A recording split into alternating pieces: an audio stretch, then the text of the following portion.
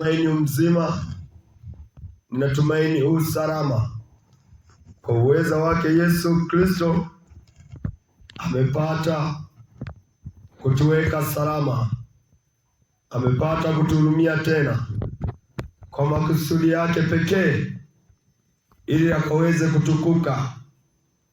Naam, ni wasaa mwingine tena kuangazia injili ya Yesu Kristo, naam, injili pekee iletao wokovu. Kitabu ni Ufunuo. Kitabu ni Ufunuo wa Yohana ile 21 na mstari wa 8. Ujumbe wa leo tutaenda kuangalia mahali pa watu watendao maovu.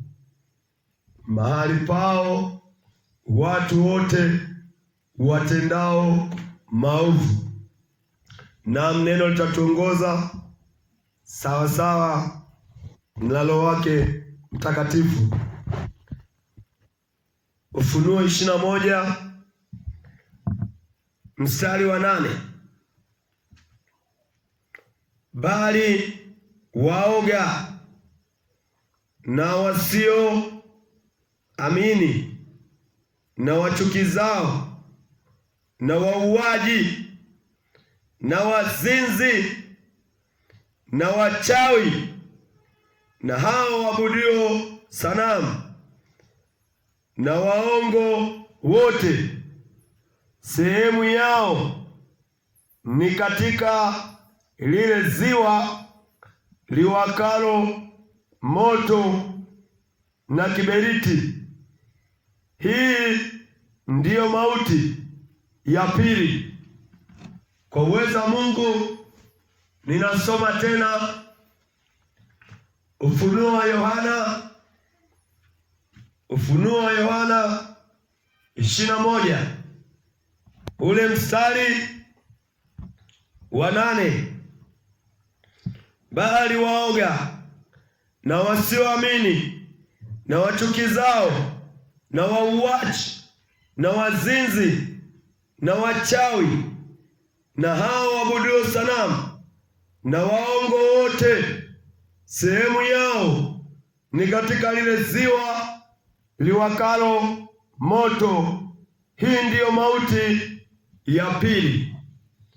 Hii ni injili ya Yesu Kristo iliyoambatana na ukweli wa neno wa Mungu. Inazungumza na sisi, inazungumza na wewe pia.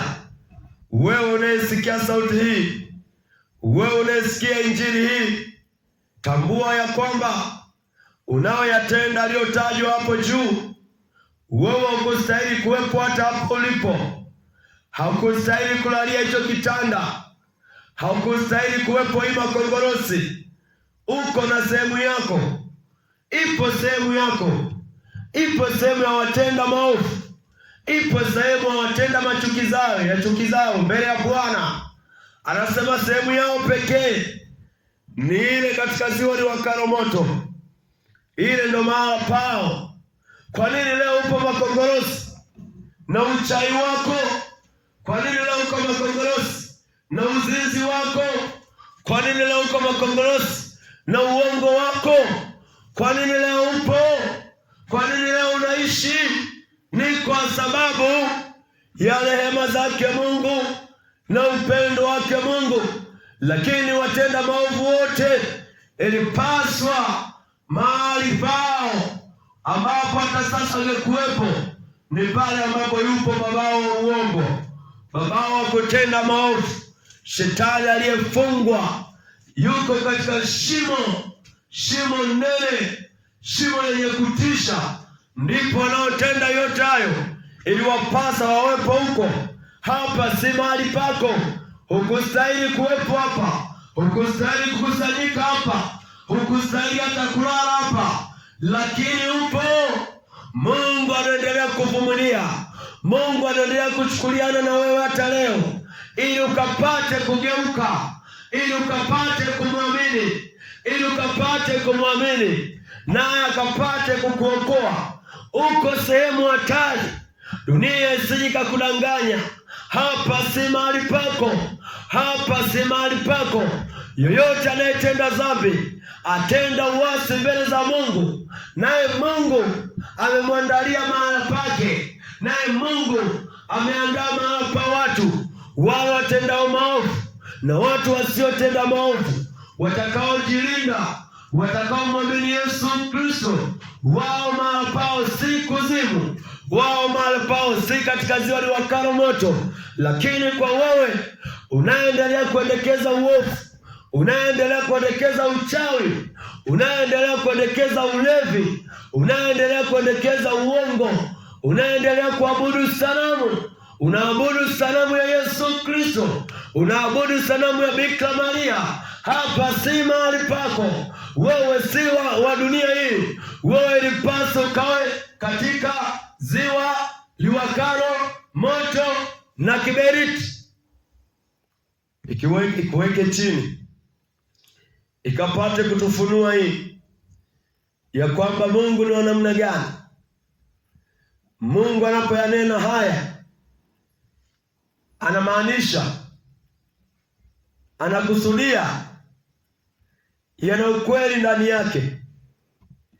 Wewe uliye mwongo, wewe usiamini, iko dhambi ya kutokuamini. Dhambi ya kutokuamini ni mbaya.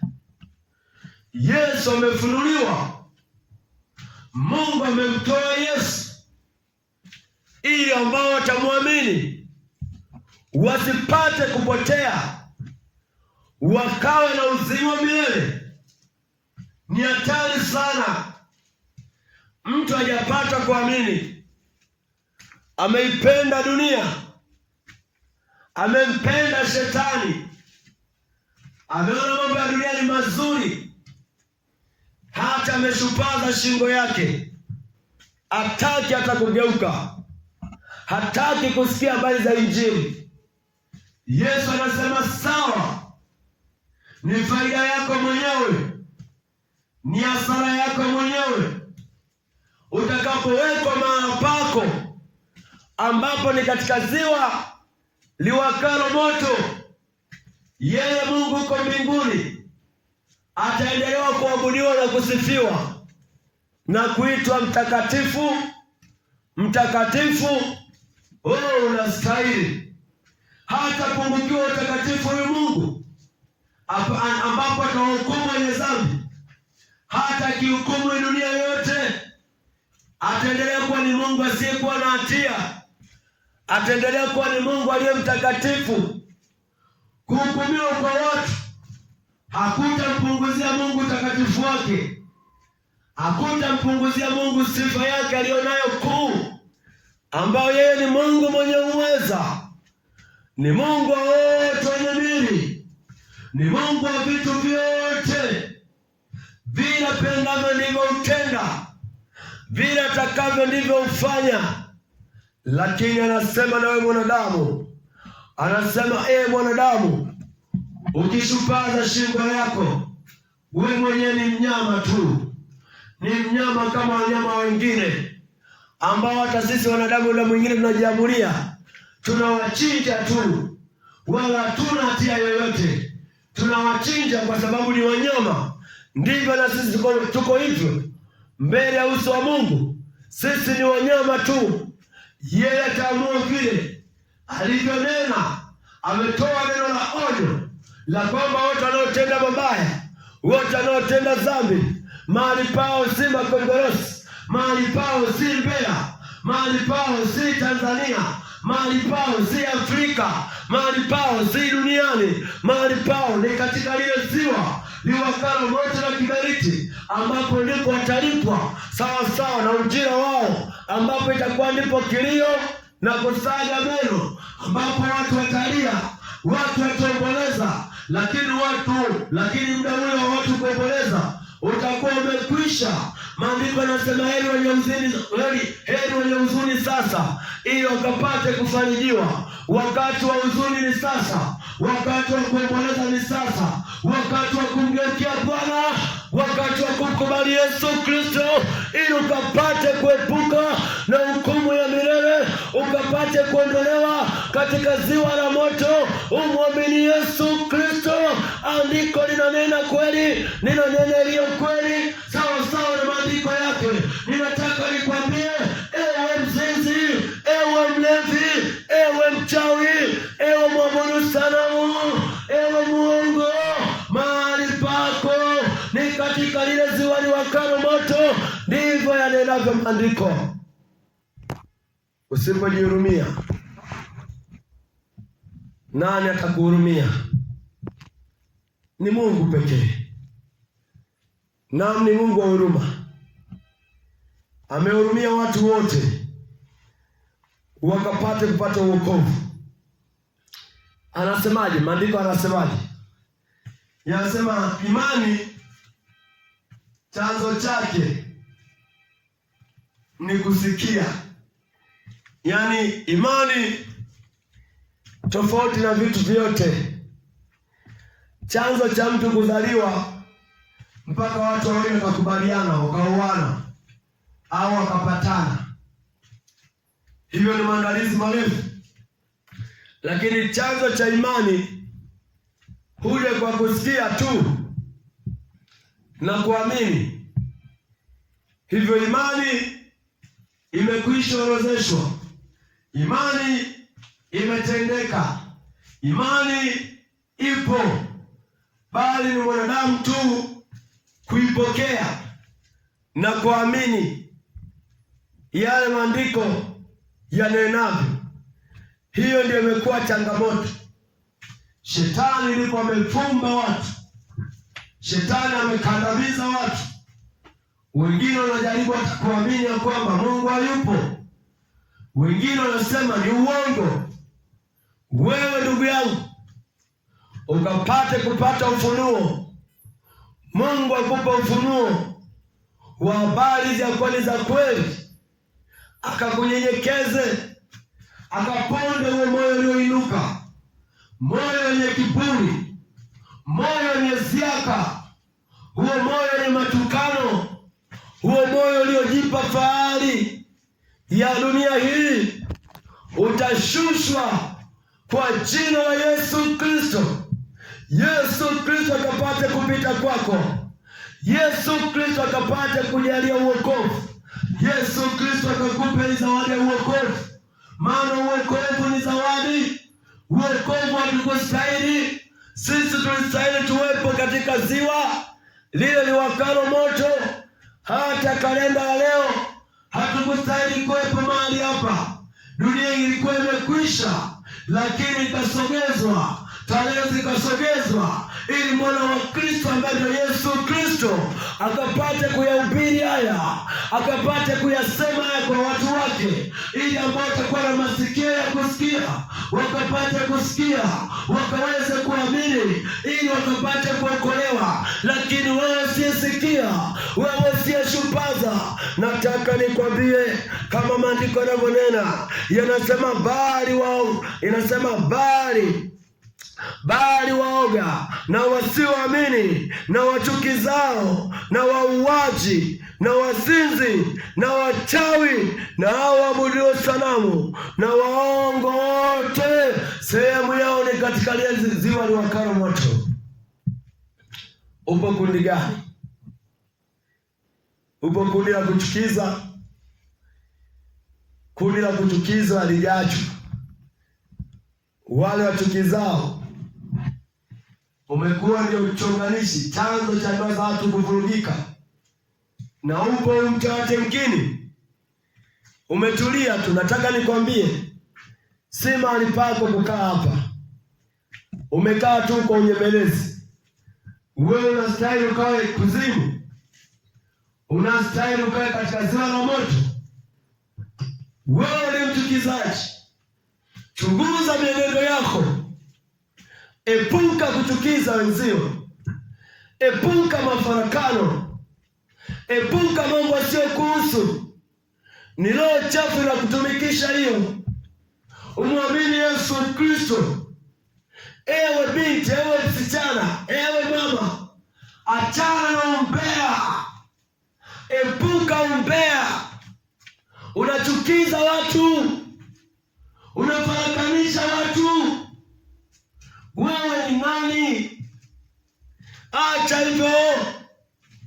Yesu anakuachisha akapate kukubariki, akapate kutoa mahali hapo ni pabaya. Wewe watu wana machukizo. Yesu akasema, ole mtu aletaye makwazo. Ingemfaa mtu huyo angefungiwa jiwe la kusaga shingoni mwake, akatupwe baharini, maana hiyo akafe. Makwazo yanabudi kuja, ila ole wake aletaye, ole wake ambaye atakubali moyo wake ukabebe mzigo wa makwazo. Epuka makwazo, ndugu yangu. Epuka kuchukiza watu. Maandiko yanasemaje? Yanasema, tafuteni kwa bidii kuwa na amani na watu wote na huo utakatifu ambao hapana Mungu, hapana mtu ambaye atamuona Mungu asipokuwa nao. Wewe unasema hata siponisemesha juu yake atajua mwenyewe. Aniishi. Maandiko ya kuongozi hivyo. Maandiko yanasema ukatafuta amani na watu wote. Usiwe na maadui. Usiwe mtu wa kushinyoshwa vidole. Usiwe mtu wa kuwekwa barazani kulipishwa. Ukawe mtu wa kuangazia neno. Neno linasema hata kama mtaa utakulipisha sijui masefuria, sijui mapipa, sijui sahani, haishi tu hapo hapo. Yapo malipo mengine utapewa sawa sawa na ujira wako. Ndipo nasema mahali pako si Makongorosi, si Tanzania. Wewe ulikuwa ni wa jana, wewe ulikuwa ni wa hapa. Hapo ndipo utalia, utasema mbona nililipa? Atasema uliwalipa ni wanadamu, haukufuata mwongozo wa neno langu. Kumbe kuwalipa wanadamu, lakini bado Kristo anakuja kujilipiza kisasi chake kwa wote watendao maovu, kwa wote waliokataa kumwamini, kwa wote wanaoabudu sanamu, kwa wote walio wachawi. Unasema siwezi nikauacha uchawi, babu yangu ndiye aliyenipa. Nataka nikwambie asubuhi ya leo, Yesu Kristo ni zaidi ya babu yako. Yesu Kristo ni zaidi ya ndugu zako. Yesu Kristo ni zaidi ya yote. Hebu wakataa hao ndugu zako wanaokuachia uchawi, wanaokupa urithi wa uchawi. Wenzi wanalisi pesa, wewe unalisi vibuyu, unalisi masonono. Hebu changamka wewe, usikose akili, umwamini Yesu Kristo akapate kukupa maarifa. Hatulisiki uchawi, tunalisi pesa, tunalisi mali, tunalisi uwezeshi kutoka kwa wazazi. Wewe wamekulisisha uchawi, unahangaika nao, unahangaika na umaskini, hauwezi hata kutafuta, hauwezi hata kwenda mbali. Uchawi umekung'ang'ania, uchawi umekung'ang'ania, hauna fahari yoyote, hakuna fahari yoyote. Wakati wa kulala tunaona hangaika, unaenda nyumba ina hii, ipo wakati utapita nyumba ambazo sizo, utaangamia wewe, utaibika. Ipo aibu inakuja, usipomsalimisha huo uchawi, aibu inakuja juu yako. Epuka uchawi we baba, epuka uchawi we mama, epuka uchawi we mtoto, epuka uchawi. Uchawi unapeleka watu kuzimu. Wewe mwenyewe utalipwa ziwa la moto, utalia na kusaga meno. Fahari yako iko wapi unapoangamia? Na wewe uliye muongo, wewe mambo yako bila uongo huwa yaendi. Ili ukapate kupata kipato ni lazima ukadanganye, ni lazima ukachengeshe. Umekosa uaminifu. Sasa unajiona ni amani unapoiba, unapotenda uongo, unakwepesha mahesabu ya watu, unajiona ni mjanja, unajiona umezaliwa karine ya wajanja. Lakini nataka nikwambie, Yesu anahuzunika, Yesu anakurudia, anasema wewe, anasema na wewe utaangamia, utaangamia, utaenda katika ziwa la moto. Na wewe uliyemwabudu sanamu tokea mwanzo, maandiko yanakataa kupigia magoti sanamu. Kama ulikuwa ujui, Injili kakufunue, si wakati wa kuabudu sanamu ya Yesu Kristo. Yesu anasemaje? Anasema mtaniabudu katika roho na kweli. Hatutamwabudu Mariamu, hatutamwabudu Yesu katika hali ya sanamu, tutaabudu neno la Kristo ili tukapate kupona. Ni ajabu sana. Maana nikasikia watu wametambua uovu wao, lakini hawatubu. Wanasema mama uliyebarikiwa kuliko wanawake wote, utuombee sisi waovu. Hayo ni maajabu ya dunia. Kwa Biblia hamna vitu kama hivi. Mathayo 7 ule mstari wa 7 unasema, ombeni nanyi mtapewa, bisheni nanyi mtafunguliwa, tafuteni nanyi mtapata au mtaona. Iweje mtume, mtu aliyekufa, akapate kukuombea? Mariamu hakuwa malaika, alikuwa ni mwanadamu. Hata ukisoma Biblia, yule malaika alipokuwa anamfuata Mariamu alisema, neema ya Mungu iwe pamoja nawe. Hivyo alipata tu neema. Neema ni nini? Neema ni upendeleo. Alipata tu upendeleo wa kubeba Yesu Kristo akaweze kumzaa. Yeye mwenyewe alitubu, yeye mwenyewe ile siku ya Pentekoste ili akapate kujazwa na Mungu alikuwepo, maana alikuwa ni mwanadamu. Lakini leo umepotoshwa, umefungwa macho, unasema kakuombea mtu aliyekufa, mtu ambaye yuko mbinguni. Maana wafu wote hawajaenda mbinguni, wako peponi. Hawana mamlaka kuombea mtu, hawana mamlaka kusema yote. Wao wamenyamaza, wanasubiria siku ya Bwana. Subiria siku ya Bwana. Mungu atuhurumie sana. Mungu atuhurumie, atupe ufahamu,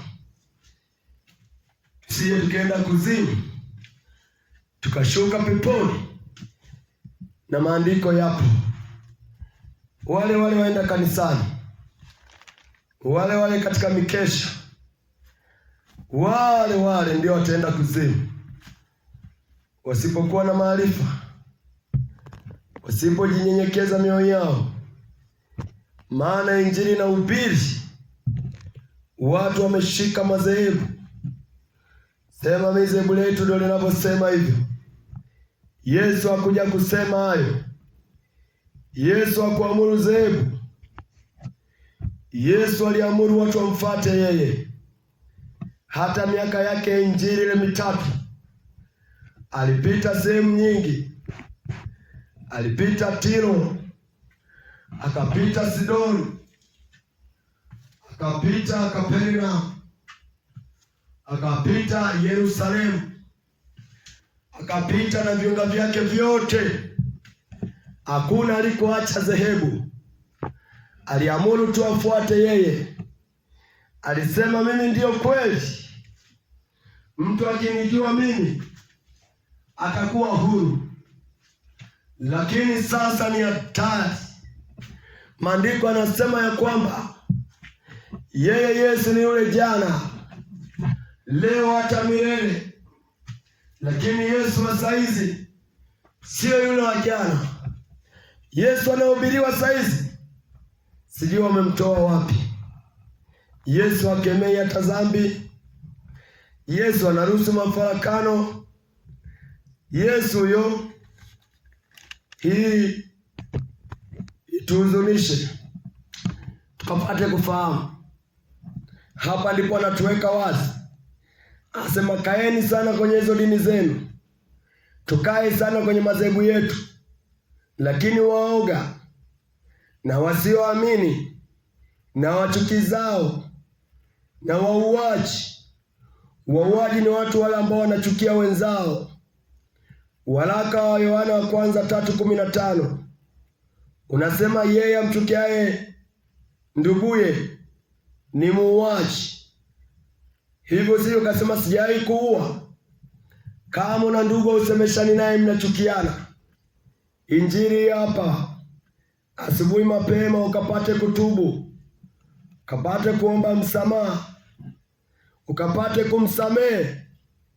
Maana maandiko yanasema muombapo semeni tusameheni kama nasi tunavyowasamehe waliotukosea ama tuliowakosea. Tunasamehe tu. Haijalishi umenikosea, haijalishi nimekukosea, mimi nimekusamehe. Ni kwa sababu ya Kristo, ni kwa sababu ya Yesu. Asema na wazinzi ndiyo dini ninayo, lakini uzinzi Yesu yule wa jana na ukataa. Na wachawi na hao waabuduo sanamu na waongo wote Yesu anawakataa. Tena amewaandalia na sehemu yao, ya kwamba sehemu yao haitaendelea kuwa katika madhehebu yao, haitaendelea kuwa katika dini lao. Sehemu yao ni katika lile ziwa la moto, na hiyo ndiyo mauti ya pili. Mwanadamu, mauti ya kwanza tunakufa katika mwili.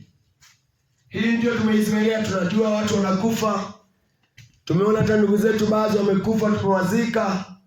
Hiyo ni mauti ya pili. Lakini hiyo ndio mauti ya kwanza. Lakini mauti ya pili, hii ni ile baada ya kupokea hukumu, baada ya kwenda kulipwa sawasawa na matendo yako, unatupwa katika ziwa la moto. Huko ndio mauti ya pili. Nafsi yako inaanza kuungua. Kule ndio itakuwa kilio na kusaga meno. Heri huko kwenye mauti ya kwanza, hata mfio wanaenda kumfariji. Kuna vikundi vya kufa na kuzikana, kuna vikundi mbalimbali, kuna michango hata wajeneza, kuna michango hata waponcha, kuna vikundi vingi vya kufariji. Lakini kwenye mauti ya pili, wote mtakuwa mpo kwenye mauti. Hakuna ambaye atakuja kukuona, hakuna ambaye ataona mto wake. Kule utakuwa ni peke yako. Kila unayemwangalia unaona ndo analia zaidi yako. Kule hakuna sijui tulisoma naye, kule hakuna kusijui yule ni kabila langu. Kule yote ni kusaga meno, kule yote ni kulia na kutoa makamasi, kule yote ni kuomboleza, kule ni kupiga kelele ambazo hazijawahi kupigwa. Ni kwa sababu ya nini? Kitu ni kimoja tu kilichokosekana kwako, au hujaamini. Kwa sababu hujaamini tu. Unaona malipo ya kutokuamini? Malipo ya kutokuamini, ndugu zangu, ni makubwa. Adhabu ya kutokuamini ni kubwa mno. Kuamini ni kidogo, kulipwa ni pakubwa.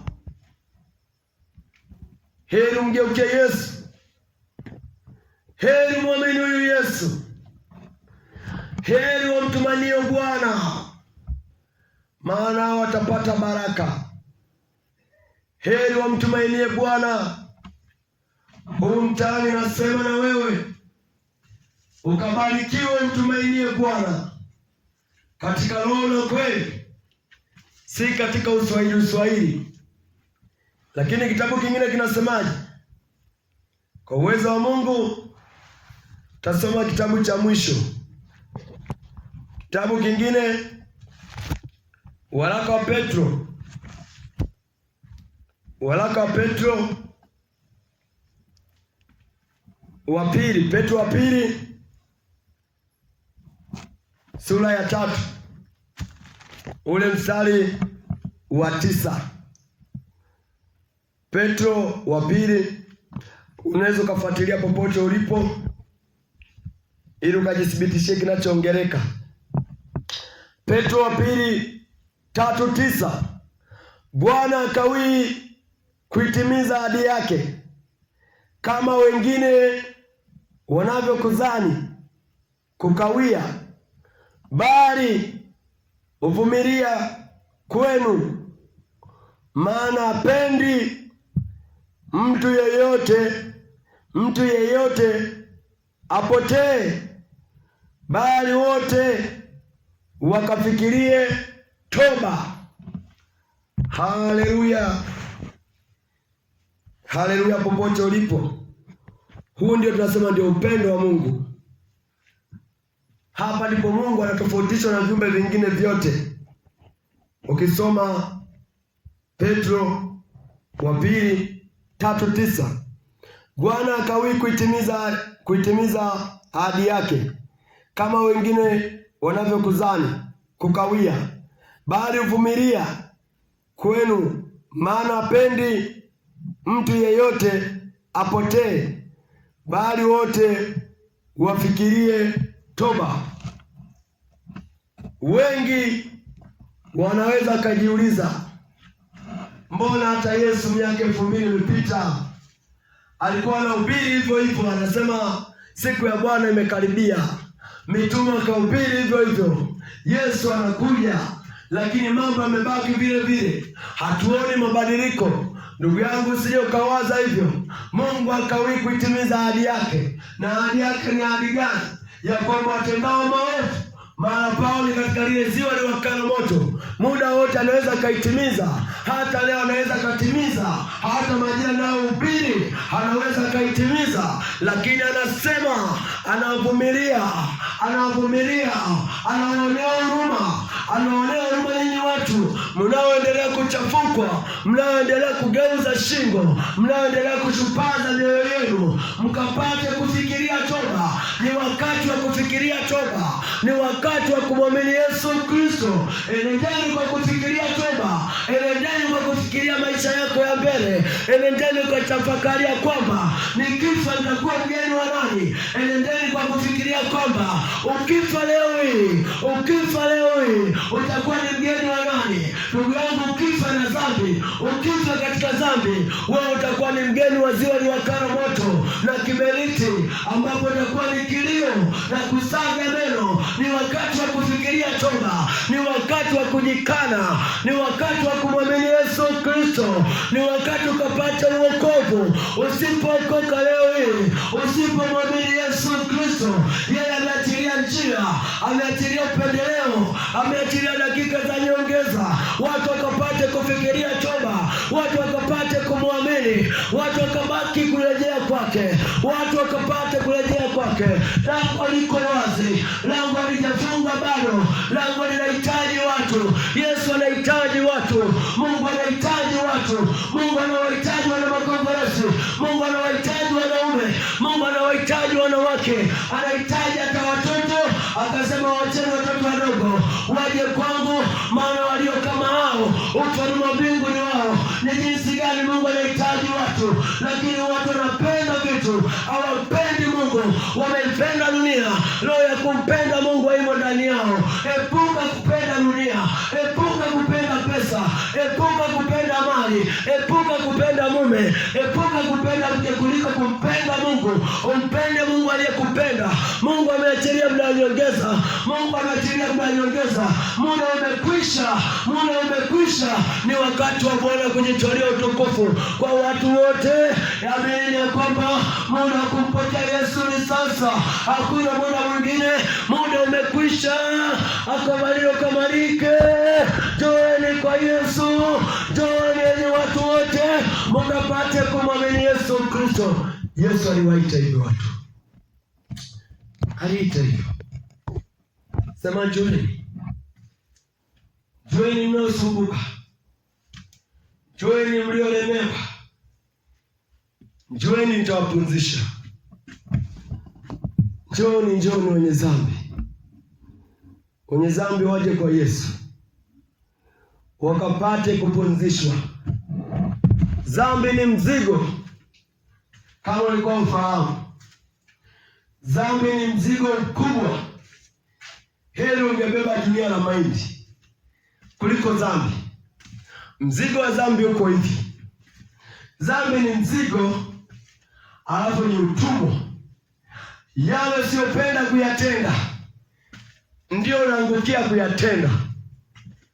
Mtu anaweza akakamatwa hapa uwizi, hata wewe mwenyewe ukashiriki kupiga, ukashiriki kuumia, lakini kesho wewe mwenyewe leo ndio unaiba. Unaona dhambi ilivyo? Leo anaweza kusema mtu ameshikwa ugoni na mke wa mtu, ukachangia na wewe kulala hicho kitendo, lakini wewe mwenyewe unatoka na wake za watu. Umeona mzigo wa dhambi ulivyo? Yaani unatamani kukemea mabaya, lakini wewe mwenyewe ndio mtenda mabaya. Kwa hiyo dhambi inakupelekesha usivyotaka. Vile unapotamani kujikwamua, unapotamani kubadilika, inashindikana. Shetani akiwa ndani ya mtu anakuwa ni baba. Hauwezi ukavunja ukoo wako kirahisi rahisi. Watakuja hata shangazi zako, watasema tuongee tuyamalize. Watakuja hata mjomba zako. Ndivyo dhambi ilivyo.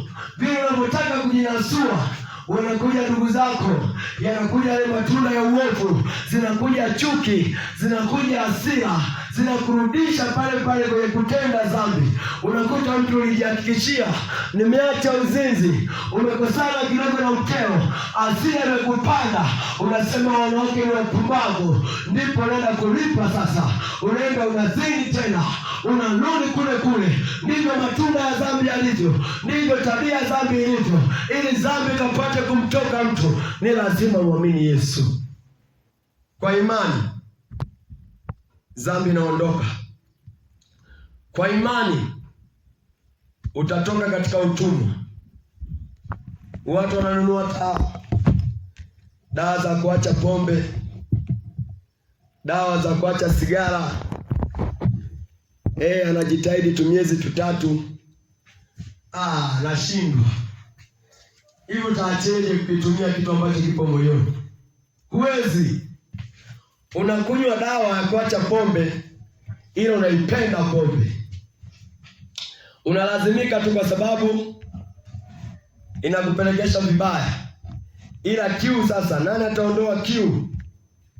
Dawa haiwezi kaondoa kiu, wala kitu kingine kwingine kokote. Atayeondoa kiu ya maovu ni Yesu Kristo. Ni Yesu Kristo. Kama maandiko yanavyosema, Yesu pekee ndio aliyebeba msalaba. Weka imani kwa Yesu. Usiweke imani kwenye dawa. Ukiweka imani kwenye dawa, ya kwamba dawa inaweza ikatoa uasherati, dawa inaweza ikatoa kiu ya sigara, sijui nini inaweza ikatoa nini, hivyo inakuwa Yesu ni muongo. Inakuwa kuna nguvu nyingine na uwezo wa kuweka salama. Hakuna nguvu nyingine itakayotupa usalama isipokuwa Yesu Kristo. Hata waganga wa jadi, yaani wa kienyeji, hawawezi wakaleta amani kwenye moyo wako. Hawawezi. Yesu pekee ndiye anauweza.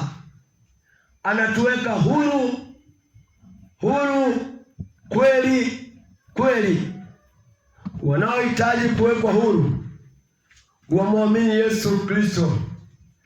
Na kumwamini Yesu Kristo kukoje? Kumwamini Yesu Kristo kupo hivi: yale anayoyasema kuyasadiki. Alisema, mbona mnisadiki? Je, kuna mahali mmenishuhudia nikitenda uovu au nikitenda dhambi? Maana ninasema iliyo kweli, amnisadiki. Kwa jinsi neno linavyosema, ukapate kusadiki. Kama unaona ninayesema sistahili kufanya ukasadiki, kanunue Biblia usomage huko nyumbani kwako, ukayasadiki hayo. Inawezekana mtu kuokoka hata akiwa nyumbani kwake. Kwa mujibu wa maandiko, alikuwepo Toashi Mkushi wa nchi wa Midian. Yeye alikuwa ameketi na gari lake, anasoma maandiko ila hayaelewi. Sasa kusoma Biblia ndiko kumkaribia Bwana. Bwana akaona kiu yake yule mtu, akamtuma Filipo akaweze kumuongoza. Kwa unapokuwa unamkaribia Bwana, naye Bwana anakukaribia. Bwana ni nini? Bwana ni neno la Mungu. Likaribie neno, likaribie neno, na lenyewe litajifunua kwako. Alikuwepo Kornelio, alimkaribia Bwana akiwa peke yake, alisaidia watu, alitenda mema, alijifunza kutenda mema, alitamani kumjua Yesu Kristo. Ndipo Yesu akajifunua kwake, akatuma wa malaika, akasema kuitie Petro akapate kukuongoza. Naye Petro alipomuongoza akamwambia amini Injili. Hatuokolewi kwa matendo ya sheria, tunaokolewa kwa imani, kwa kuamini kilichotendeka msalabani. Hata ungesaidia watu kiasi gani, hata ungehudhuria kila msiba ukachangia, usipomwamini Yesu Kristo, ule wema uliokuwa unamtenda unakuwa ni bure. Maana Yesu anamwokoa mtu atakapoamini. Mathayo 26 ule mstari wa 28 unanena ya kwamba tazama, hii ndiyo damu yangu ya agano imwagikayo kwa wengi kwa ajili ya ondoleo la dhambi kwa watu wote. Dhambi itaondoka kwa damu ya Yesu Kristo. Hivyo wewe unapotenda wema alafu unaikataa damu ya Yesu Kristo, sawa, wema naye atakulipa. Haleluya! Neno la ufahamu, ukapate kufahamu ya kwamba hata ungehudhuria majumba ya watoto yatima, ungeenda ungewasaidia. Umehudhuria wapi na wapi, basi ukafa, wachungaji wakaanza kunadi sifa zako juu ya kaburi, ya kwamba alikuwa mwema, alikuja kanisani kwangu, alituchangia viti, alikuwa mwema, alienda kwenye kituo cha afya, alichangia sijui vitu vya kukalia, vitanda vya kulalia wagonjwa, alikuwa mwema, alienda kwenye chama fulani akachangia ujenzi wa ofisi. Yale matendo hayatatupeleka mbinguni, wapendwa. Hatuendi mbinguni kwa kutenda wema mpaka tukamwamini kwanza Yesu Kristo. Tukimwamini Yesu Kristo akatusafisha, ndipo tutakapotenda huo wema, utalipwa. Maana imani pasipo matendo imekufa, lakini imani na matendo, kipi kitangulie? Ianze imani, umwamini Kristo. Hata maandiko yanasemaje? Ukisoma kwa utulivu Yohana 3 ule mstari wa 16, kwa maana jinsi Mungu aliupenda ulimwengu hata akamtoa mwana wa pekee, ili kila muaminie. Unaona, ili kila amwaminie asipotee, bali awe na uzima wa milele. Kumbe mtu ambaye atapotea ni yeye amwaminie Yesu. Ni lazima tukapate kuamini, ndipo tutakuwa na uzima wa milele. Uzima wa milele unakuwa nao hapa duniani, angali hata hujafa, maana umemwamini Yesu Kristo. Ameachilia roho yake ndani yako, kwa hata ukifa uzima unakuwa unao, utaendelea kuishi, maana umekufa katika Bwana. Na mtu akifa katika Bwana, lugha nyepesi tabidi tungekuwa tunasema hajafa, tusemage amepumzika, ameenda kulala. Biblia inasema heri wafao katika Bwana, nao wakapate kupumzika zidi ya taabu zao, maana matendo yao walioyatenda duniani baada ya kumwamini Kristo yanaambatana nao. Kwa ukifa katika Bwana unapata kupumzika. Ukifa katika utumwa hauendi kupumzika, unaenda kuteseka, unaenda kuhangaika, kama tulivyoona historia ya Lazaro na yule tajiri yake. Lazaro alipokufa akaenda kifuani kwa Ibrahimu akafarijiwa. Anaongea na Ibrahimu, Abraham baba wa imani. Lakini yule aliyekuwa na pesa, aliyekuwa ni tajiri, alipokufa akazikwa, magari yalijaa msibani. Wengine wakahesabu hata magari wakashindwa, wakasema huyu mtu alikuwa anapendwa. Alikuwa anapendwa wapi? Hakuna cha kupendwa hapo. Alikuwa na pesa, pesa zimemfuata. Rafiki zake wenye pesa wametoa magari. Wewe unaonaje maskini akifa magari yanakujaga mawili? Kwa nini? Sio kwamba alikuwa apendwi, alikuwa ana hela.